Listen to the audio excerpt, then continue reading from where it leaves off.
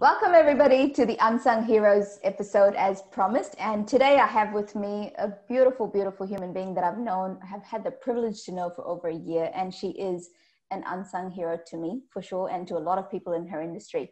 So Libbie Ray is director and founder of Connected Event Group, which includes AV 24/7, digital events, connected studios, and virtual event box.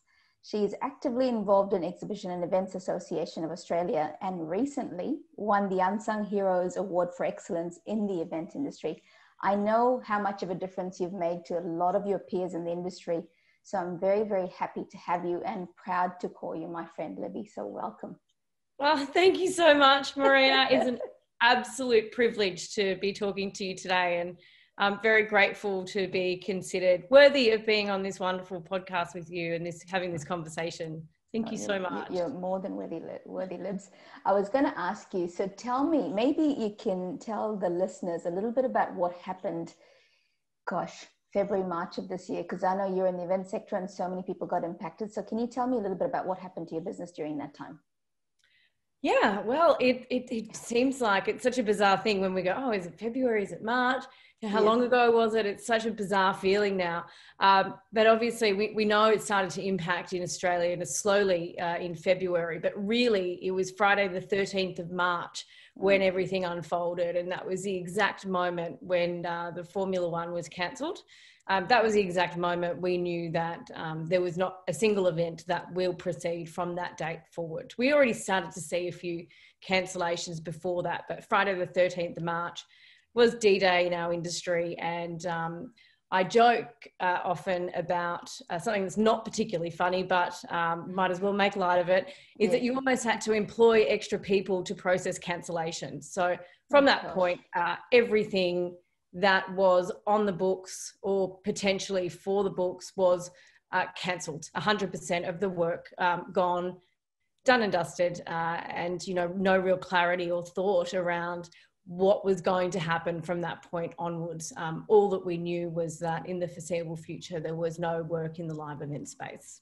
I know, and I remember that 13th as well, because I have a few friends in the sector, and I know I've known you for a while too, Libbie. So what I admire about you is your strength through all of this. I don't remember a day where you completely crumbled. You just had so much strength. But tell me, I know you managed to turn your business around, which I'll come to in a minute, but there's a lot of things you did in the industry and for the industry. Can you share some of the things you've done over the last 10, 12 months that this stuff has happened? I guess it really comes down to when you're working in an industry that you're really passionate about, the lowest points of an industry is where you feel like you need to do the most and fight the hardest. I think it's, with everything, at the lowest point is the opportunity to grow the most and the most to give back and do what you can. I guess part of it also comes from the inability in my personality to sit still. So I think that just finding ways that you can do something positive and stay positive was a way for me to stay sane, but also give back in a way that any way you can. I guess some of the things that I really enjoyed being part of over the last 10 months was really being involved in the education sector in the events industry. So I've done a lot of sessions with both the students at TAFE as well, talking about the change and development of our industry and where the opportunities might be shown. And then the other is actually doing sessions with TAFE teachers across multiple industries about how they can work together to basically be able to broaden the scope of potential candidates and newcomers into the events industry, and how different industries can sort of cohabitate together to really work across multiple industries. Because we have seen a lot of companies in the event sector, well, actually most of the companies in the event sector reduce their staff by 80-90%, lost their revenue down as far as they have, and we're losing a lot of really great talent in our event sector. So I think that that's really where a passion of mine has been, is finding ways that we can bring people back into the sector and hopefully build a bigger and brighter industry for us all moving forward into 2021 and beyond. Yeah, because I know this industry has changed at least into the foreseeable future. I mean, given what's happening right now in New South Wales, I don't know what's going to happen, and none of us know for sure. So nothing is ever going to be the same for a little while, at least, until things pick up. So I know you transformed your business. Other than, I mean, what I find unbelievable is that you were coping with what was happening with your business, and yet you were doing what you were doing, serving the sector and all of the young people around it. So grateful to have people like you in the sector, and I'm sure your peers would feel the same way too. I'm actually interviewing one more of your peer in the sector as well, and I know it's a devastated, it's an industry that's been devastated. So in your business, you transformed and changed your business. Tell me, like, there was 3 or 4 things that you've done now. Like, it was unbelievable how quickly you turned things around, by the way. It was amazing. Thank you. I appreciate that. I do feel a little like maybe it wasn't that quick, but it was at the same time. I often, it was quick. Yeah, I akin it a little bit to running on a rat wheel. Sometimes you're just like, oh my God, I'm just going to do something. What am I going to do? And I actually laugh a lot at the beginning of the year that I'm the reason why there's hardly any domain names left in available to anyone, because I can't tell you how many different types of businesses that I was like, okay, we're gonna start this business, and we're gonna do this, and we're gonna do that. So it wasn't all smooth sailing, and there wasn't always the answer wasn't always right. But what we did do is we have a great core team in our business, and right at the very beginning, we said to everyone, what do we want to do? Do we want to fight? You know, we don't know when this is coming out. We don't know the end, but what we have is an opportunity to take this disruption and turn it into something incredible, because there is a problem that needs to be solved. You can't just make the events industry disappear into dust and pick it up down the track. We are not, it's like, you know, if you know, the internet disappeared, or we couldn't use phones anymore, it doesn't mean we won't communicate anymore. The events industry serves a purpose, and it makes people feel certain things, and they you know, need to connect in that way. But how do we do it? Because it hasn't been done well online before. And we really sort of challenged ourselves to think, how can we help people to connect, feel engaged, network, whilst working with some really big challenges. And I think that's where we sort of started to redevelop our business. We obviously within 2 weeks had built 2 broadcast studios in our warehouses. We started to really work to define what an online event should look like, not what it used to look like or did look like, or what people think it should. We really, you know, broke that down. How else can we help people to connect? We started a company called Virtual Event Box back in April, which is really about curated gifting experience for people that are attending virtual events. So having something tangible, something physical that they can still connect with whilst they're having that online experience. And then, you know, that our digital events sector, a sector of the business, which was fully focused on complete customization of that digital experience and building customized platforms for people to help them to connect, have their customers and their employees connect with their brands better.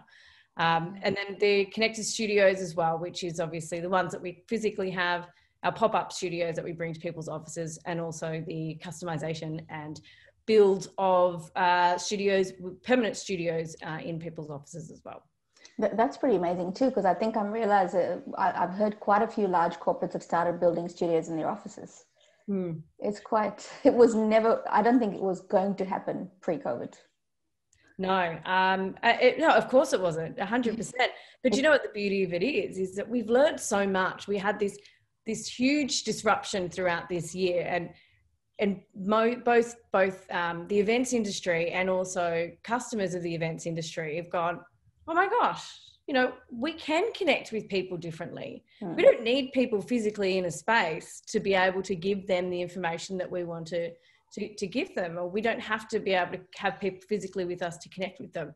And it's, you know, there's a lot of discussion that you hear in the industry about that it's, you know, it's just a stopgap. We're going back to the old way. But the biggest thing we need to understand in every industry that's been disrupted is we don't actually get to choose what the future looks like. It's the customers. And what we need to do is listen, see what works, develop, grow, and give people what they need. The future of work has changed, and you know, this is a great opportunity for change in the future. We just need to keep our minds focused on the positive opportunities as opposed to... Absolutely. Well, you've turned it around, and I know the next few months look good for you.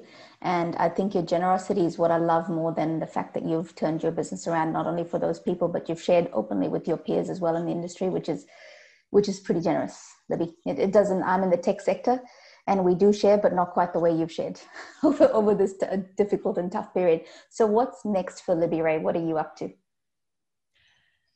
Well, you know, that's a great question. I think I'm a lot more at peace with not knowing what the future is than I have in my entire life, because, you know, I love change, but I always like to be able to predict the future. And that's something that's really changed for me personally, is that being okay with not being able to predict the future and that disruption coming through. So I think that the future lies is maintaining an open mind and not standing still. We obviously, our focus as a business will be around the hybrid event space and the digital event space and sort of that side of things. We obviously still have our live events business, the AV 24/7 side of that. But I think from a value perspective of what we can bring to the industry, that hybrid and digital side is something that we're really honed in on, and that we're going to continue to build out over the coming years. We're really committed to that. I am really, really excited about what the future brings, and I'd love to tell you what that looks like. But I might have to come back to you on that. Yeah, well, I don't know that any of us know what the next 6 to 12 months are going to look like. Just when we think we've got things under control, something pops up. So I think a lot of us have learned the lesson of letting go of control and knowing that truthfully, nothing is in our control at all, Libbie. I don't think anything is, and this has been the biggest lesson of COVID for all of us. Now, I wanted to quickly ask you, when the business was just AV 24/7, you had some pretty blue chip customers. Can you share a few names of the customers you had? I know you actually did a number of the massive events that I went to, and I didn't even know you were doing them. So can you share a few client names so that we understand? Because I'm going to ask you another question leading after that. So who are your clients, or who were your clients? So, I mean, our clients have definitely evolved a lot over the last year.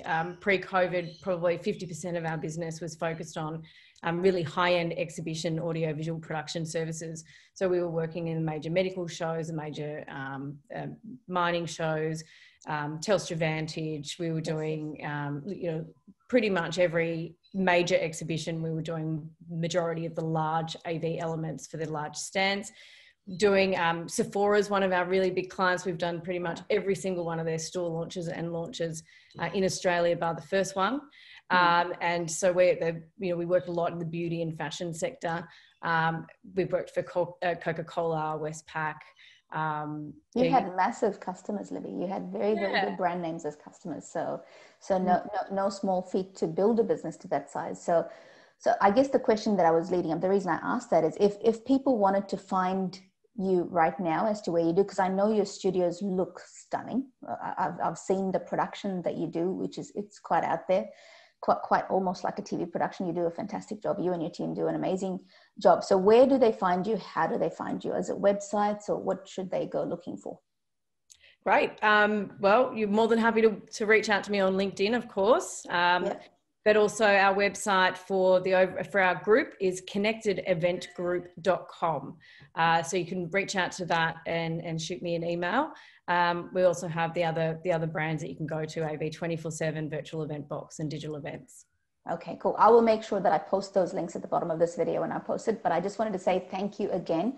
Thank you for not just being an inspiration to me personally, but to your sector, and for the difference that you've made even for the young people coming into the sector, because they're probably just sitting there wondering, what am I going to do? Because the event industry just seems to have disappeared, but you've made sure that you've taken care of those people too. So thank you for taking care of others while grappling with what you've had to do. Thank you so much, Libbie. Thank you. Such a privilege. Thank you so much. Thank you, Libbie. Thank you.